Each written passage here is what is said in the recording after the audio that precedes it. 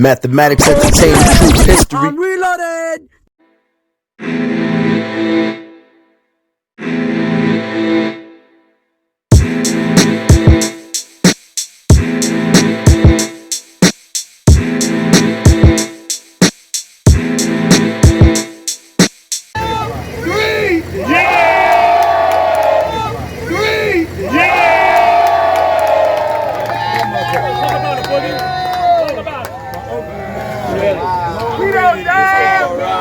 All right, so y'all know who this is. This is the Bronx logo right here. You can see, you catch him all over the Bronx, everywhere. Let me ask you a question. Let me ask you this though.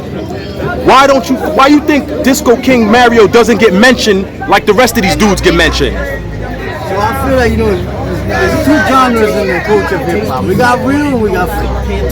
So sometimes the real just be too real for people.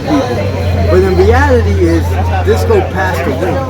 So being that he passed away, anybody can say he's the originator. Now, he is the originator because he scratched the beat long enough for the MC to get on the mic. But the ones who started the culture was New York City housing, and it came from Disco King Mario. And that's my understanding. I'm not just being biased because I'm from Bronxville Projects. It's just, I'm in the genre called the real ones. You already know. Let me ask you this. Why do you think Disco King Mario doesn't get mentioned amongst the other greats? And I guess because he came out so early in the game, and if people don't keep the legacy up, it fades. That's just how history is. So we're here to make sure that don't happen. Yeah, we love Disco Mario. And we're here. You already know. This is the Meth Lab. Yep. Okay, let the people know who you are. What's up? It's your boy DJ Backspin. I'm over here in my roots where I started as a young DJ. I was like 14 years old. They should come right here over to the Sprinkle area where Mario used to set up his equipment and listen to him play. And I was like, damn, I want to do that shit too. So here we are 40 years later, 40, give or take a year or two, and showing recognition to the Disco King Mario. We have a lot of history in this park. Right behind us, there used to be a pool. Take a shot right here. Okay. That's a building right now. That used to be a pool right there. And when after Mario was done on a hot summer night, we would go over there at nighttime and crash that pool and continue to party in the pool. Now the question is, why is it taking so long? Well, that's a good question. When you start something, he started something, right? So then the roots started spreading all around the Bronx. Unfortunately, he left very early. He left very early. So sometimes when things like that happen, you're still lingering around, but it takes movements like this to preserve the memory of someone. See, everybody here, we all do it personally. I met him one time. I didn't know a person, but we used to come here and see him. He has a lot of friends, a lot of family here. But we're all what's left of a generation of baby boomers that we're all getting old now. So it's good that this finally happened. It took a minute, but it's all good. That shouldn't be the narrative. The narrative should be right now that he's being preserved and memorized. You have dozens of people doing documentaries on YouTube, which I think is like ridiculous. People from Britain coming over here. Hey, what do you think about Mario? That's silly. Right. But you know what? Agreed. They got the money. So what are they doing? They're hitting people up. Can I interview you? So what? I'll do it. If one of them dudes came up to me and said, "Yo, I'll take that check," I said, but I'll speak facts. One dude only one that I really think is authentic with his words on YouTube is DJ Faze. He spits real. Right. He do him personally. Right?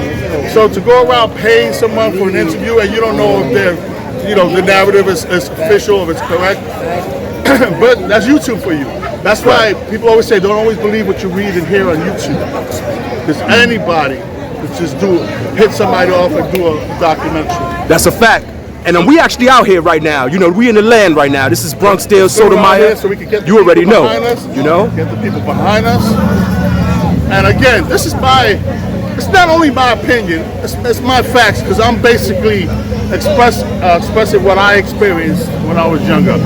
So this is what I'm saying is authentic and is real. This is what I saw and this is what I heard. And I'm glad to see his family and his people's coming through. You know, so those YouTube documentaries, be careful of what you're listening to, because you might be listening to nonsense. That's a fact. You already know this is the Meth Lab. Yep. And this means so much to me that they're finally giving Disco King Mario the props that he deserves. Do y'all know what Mario did?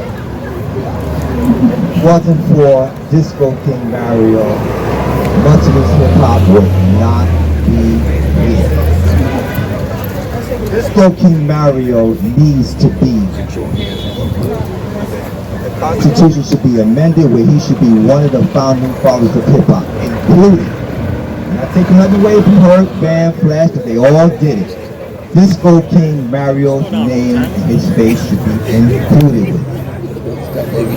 Rules around the world with Disco King Mario. They should have a health fund for the founding fathers of hip hop and their families. So we can continue to support their families. This is the beginning of so much. I'm sure you guys heard of Puff Daddy. Well, if it wasn't for Disco King Mario, there wouldn't be no Puff Daddy. You want to know the connection? Andre Harrell is from 1055. Andre Harrell was down with Disco King Mario. Many people, Grand Wizard Theodore, DJ Jazzy J from Africa Bambaataa was down with Disco King Mario. How did he get forgotten? We're not taking nothing away from the other side of the Bronx, because we're all inclusive. But this section of the Bronx got more projects than any section in the Bronx. And how is it that we're not getting the recognition of hip hop? Mario being kicked to the curb. No way, we can't let this happen. So it's up to each and every one of you to spread Disco King Mario's name around the world and demand that he be included as a founding father of hip hop. Also, Cool DJ D. A lot of people forget about that. And one of the other Mario's DJs was Tex DJ Hollywood, the man with the golden voice that people forget about. Tex DJ Hollywood, the first Puerto Rican DJ. A lot of people didn't know he was Spanish because he looked black and he wore the afro. So let's bring this remembrance back so our young kids could understand what this is all about. Cool DJ D. Come up here, man. Without him, he said he don't speak a lot, but listen, we need a few words from you. This man also part of Disco King Mario. And y'all remember, Mario used to come out here. Y'all heard of VIP sections. We had our VIP sections out here in the Bronx. Mario would stack those eliminators up. The Macintosh amp, he would have that club mid mixer, the up and down mixer, and he would have it roped off. Well, you know what that rope represents? The VIP section that you see in clubs today. Anybody couldn't get behind those ropes. You had to be down and you had to be involved with Disco King Mario. If one of those speakers fell, I want you to say it would be over with. And Mario's Disco King Mario street lights. Sheila, you mentioned it. I remember in 1970s, Mario set up those traffic lights. It was Kayla, Gavin, the whole family. They came out here, they had milk, they had garbage cans, and they set the traffic lights inside that with cement. It was just, y'all remember Mario used to be doing the snake out here with the cowboy hat? He used to have the hat on the back of his back. He used to be doing the snake out here on both sides of the park. And then he came out later on with the digital hat. Y'all remember the hat, the tennis hat with the lights on the lights at the top, 9-volt battery on the side? Mario was no joke. Now, yeah, they're gonna speak. Sinbad, Desi, Desi. But let me tell you, and I'm gonna wrap this up. We need to have a mural on his wall with all the legends. Oh yeah. Disco King Mario, Tex, Cool DJ D, Andre Harrell. All of this is important, and it's up to y'all to keep Mario's name alive, because he needs his props now, and his family should be getting some sort of residuals. This is very important. So I thank the family for allowing me to come out here to speak in behalf, because we did a lot of stuff for Mario. I brought Wendy Williams out here. She knows about it. I even talked to Andre Harrell, got an exclusive interview with him talking about Disco King Mario. So eventually we're going to hear that. But this is important that we get back to Disco King Mario and Rosedale Park. And we should have also not a street sign, but a monument on the front saying this is the birth park of hip-hop. The birth park of hip-hop. There's a Rosedale in Queens, but this is Rosedale Big Park to us.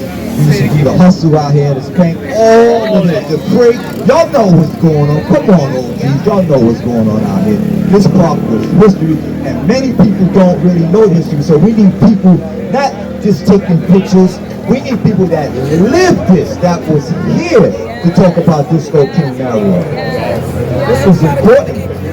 This is not just a we come here and just take pictures and be on camera. I don't care about all that. Mario needs his props. And it's all up to y'all. Disco King Mario, Chuck City Crew, whatever. What's up, man? And thank you, Gina. The pioneers that I thought would be out here ain't out here, you know what I'm saying? But you know, we're gonna change the narrative. You already know. We're gonna salute Disco King Mario. We just gonna do that. You know what I'm saying? We ain't gonna worry about nothing negative. Strictly positivity. You already know this big twin up.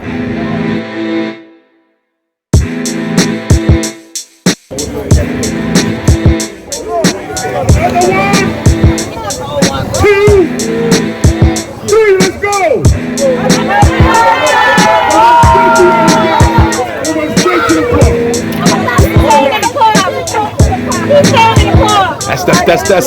That's ill right there.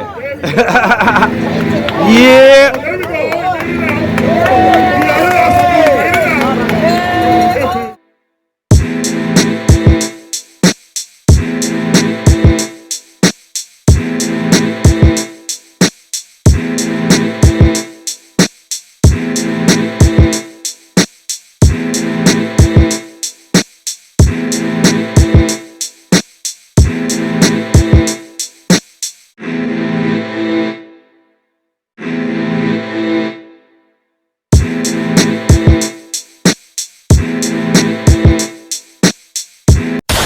M.E.T.H Entertainment, true history.